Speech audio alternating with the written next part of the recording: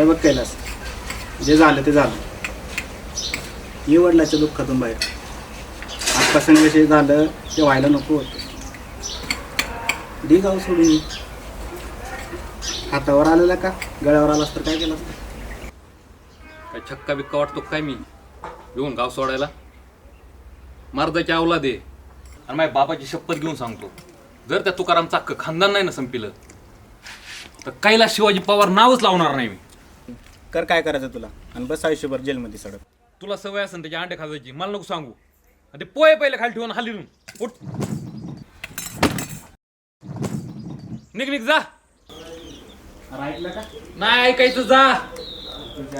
आमचंच खाणं आमच्यावरच उड.